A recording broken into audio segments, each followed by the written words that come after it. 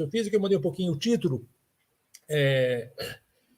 mas basicamente é a mesma questão, a questão da impossibilidade geofísica ou não, né, de mantermos o aquecimento global dentro das metas do Acordo de Paris, basicamente entre 1,5 e 2 graus Celsius, e, finalmente, aquilo que para nós, hoje, nossas civilizações, realmente importa.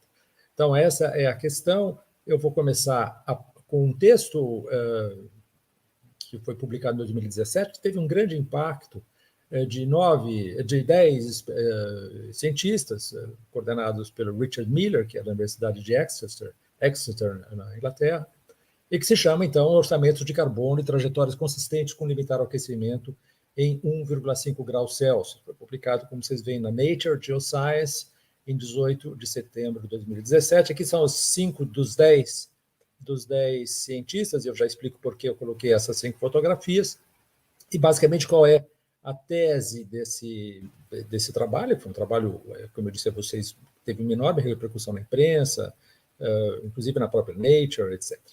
Basicamente, a tese deles é essa: limitar o aquecimento a 1,5 graus Celsius, né? Evidentemente, o aquecimento médio, global, terrestre e marítimo combinado em relação ao período pré-industrial. Limitar o aquecimento a 1,5 graus Celsius ainda não é uma impossibilidade geofísica, ou seja, não é alguma coisa que não seja permitido pelas leis da física. Mas provavelmente exigirá o cumprimento de promessas reforçadas para 2030, seguidas de uma mitigação desafiadoramente profunda e rápida. O fortalecimento das reduções de emissões de curto prazo seria um escudo contra uma alta resposta climática, ou contra taxas de redução subsequentes economicamente, tecnicamente ou politicamente inviáveis. Então, basicamente, essa era a tese do trabalho. O trabalho, portanto, já em 2017, 2 anos depois do Acordo de Paris, havia já muita dúvida em relação à questão da possibilidade ou impossibilidade de manter, de atingir os objetivos do Acordo de Paris. E, em 2019, os mesmos 5 dos mesmos 10 cientistas que publicaram o trabalho de 2017 voltaram à carga, e com esse trabalho, que foi publicado na Nature também, Communications, a atual infraestrutura dos combustíveis fósseis não nos condena ainda a um aquecimento de 1,5 graus Celsius. O trabalho foi publicado, ou seja, logo no comecinho de 2019, basicamente trabalhando ainda com os conceitos de 2018, de 15 de janeiro. O que dizia o Chris Smith e os seus colegas? Né? Embora os desafios estabelecidos pelo Acordo de Paris sejam assustadores, indicamos que 1,5 graus Celsius permanece possível, né? Permanece fisicamente possível, e é alcançável com redução de emissões ambiciosa e imediata em todos os setores. Bom, a tese do que eu quero mostrar para vocês aqui hoje é de que até 2019 era talvez, porque havia ainda alguma dúvida, ambos os trabalhos foram recebidos com uma certa reticência pela comunidade científica. Até 2019 era talvez sustentável afirmar a possibilidade geofísica de 1,5 graus Celsius. Hoje estamos num outro planeta. Por quê? Porque dada a aceleração recente do aquecimento de seus impactos. Razão pela qual 2 graus Celsius já é geofisicamente inevitável. Então, quem afirma isso muito fortemente é o James Hansen, num artigo no qual ele foi entrevistado, de fevereiro de 2022. Basicamente, ele tem essas 4 frases, né? Se vocês quiserem, depois aqui está o link para o artigo embaixo. A primeira frase, a primeira declaração dele: não há chance de manter o aquecimento global abaixo de 1,5 graus Celsius. 2, o teto de 1,5 graus Celsius no aquecimento global será rompido nesta década, portanto, até 2030. 3, um aquecimento global de ao menos 2 graus Celsius está agora incorporado ao futuro da Terra, né? It's now baked into Earth's future, né? Está incorporado, isso é uma tradução um pouco livre. 4, este nível de aquecimento ocorrerá, ou seja, de aquecimento de 2 graus Celsius, ocorrerá até meados do século. Então, isso qualquer que seja, digamos assim, quaisquer que sejam as medidas adotadas, nós estamos fisicamente agora, geofisicamente condenados a um aquecimento de pelo menos 2 graus Celsius até o mês do século. que significa isso? Significa uma coisa gravíssima. Gravíssima porque 2 graus Celsius deixará a Terra mais quente do que o foi há milhões de anos. Um trabalho que foi publicado recentemente, eu não tenho tempo agora de entrar em detalhes a respeito, mas, basicamente, a paleoclimatologia mostra que em todo o quaternário, ou seja, nos últimos 2,588 anos, 2 milhões e meio vai de anos, para ser mais simples, a Terra não conheceu uma temperatura 2 graus Celsius acima do período pré-industrial, ou seja, do período de 1850 e 1900. Significa, portanto, que a nossa espécie nunca viveu, nunca experimentou, não tem na memória da sua experiência de espécie viver num planeta com 2 graus Celsius. Isso nos leva, portanto, a uma incógnita, talvez a palavra incógnita seja um pouquinho eufemística, no sentido de que nós já sabemos que com 1,1, 1,2 graus Celsius que estamos vivendo hoje, o planeta se torna muito, muito, muito hostil, e o IPCC, em 2018, mostrou qual é a diferença entre 1,5 e 2 graus Celsius. Muito bem, então, vamos entender um pouquinho o que significa essa aceleração, né, que nos condena já a uma temperatura de 2 graus Celsius, temperatura média global, terrestre e marítima combinada em relação ao período pré-industrial. Então, basicamente nós temos o quê? Secas, enchentes, picos de calor, crises sanitárias, poluição, insegurança alimentar, que se tornaram agora fenômenos, vamos dizer, pego 4 aspectos: mais intensos, mais extensos geograficamente, não previstos pelos modelos científicos, e mais sensíveis e mais próximos de pontos de não retorno, os tipping points, os pontos críticos. Então, vamos examinar muito rapidamente essas questões. Em primeiro lugar, ele é mais intenso. Nós temos claramente hoje vivendo uma segunda fase da aceleração do aquecimento. Então, esse gráfico que eu mostro para vocês aqui é um gráfico do GSTAMP, né, do Goddard Institute for Space Studies, da NASA, e é importante a gente parar um minutinho nesse gráfico, um gráfico muito importante.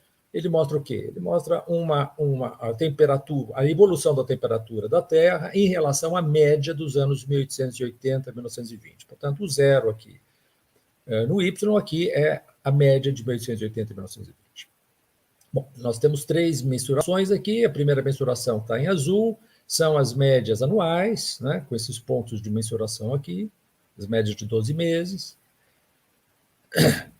A linha vermelha nos mostra a média a cada 11 anos para retirar, vamos dizer assim, a sujeira daqueles ciclos solares de 11 anos, portanto, para desprezar, né, essa variável. E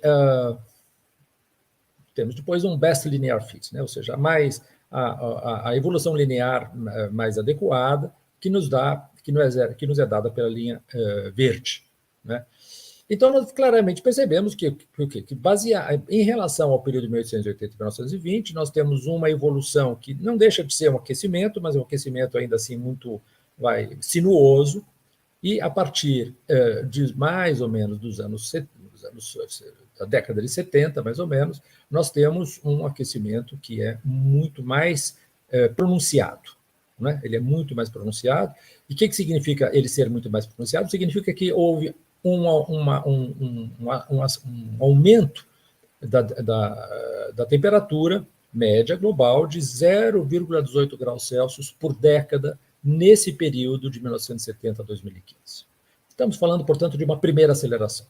Mas vejam o probleminha aqui, ó. O probleminha aqui está dado aqui, ó. Nós temos uma segunda fase da aceleração que está ainda relativamente pequeno do ponto de vista do período, mas claramente hoje já dá para se identificar como efetivamente uma segunda fase da aceleração. O que nos leva? Veja que toda a evolução dessas linhas azuis aqui, que são as